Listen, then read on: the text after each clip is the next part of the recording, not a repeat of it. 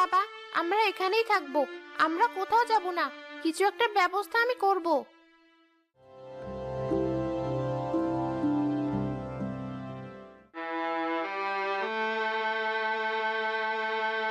মা, আজ কদিন হয়ে গেল আমরা এই ঠান্ডায় দিনরাত পার করছি। তুমি তো কোনো ব্যবস্থা করতে পারলি না। এই ঠান্ডায় দিনরাত থেকে আমাদের সবারই বাবার মতো ঠান্ডা লেগে গেছে। তুমি তো আরো বেশি অসুস্থ হয়ে গেছো মা। আমাকে ক্ষমা করে দিস। আমি তোদের জন্য কিছুই করতে পারলাম না। হয়তো আমরাও তোর বাবার কাছে চলে যাব।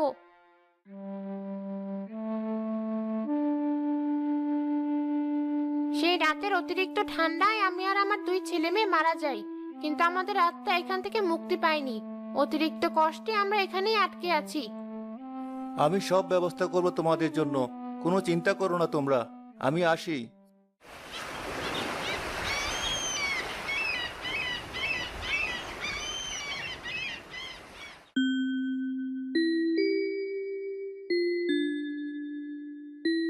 আরে জলিল, কি খবর?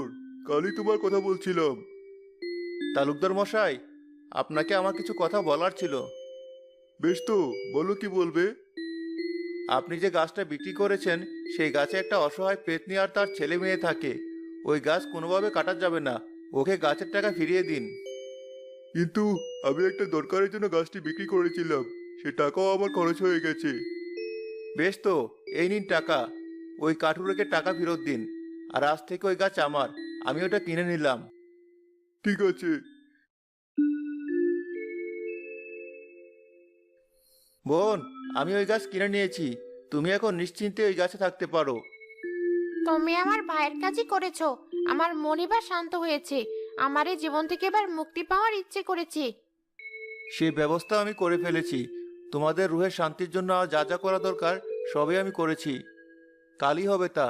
তোমার আত্মা শান্তি পাবে, তোমরা মুক্তি পাবে। তোমার এই আয়োজনে আমাদের আত্মা মুক্তি পেল। চলে যাচ্ছি আমরা। তোমরা ভালো থেকো।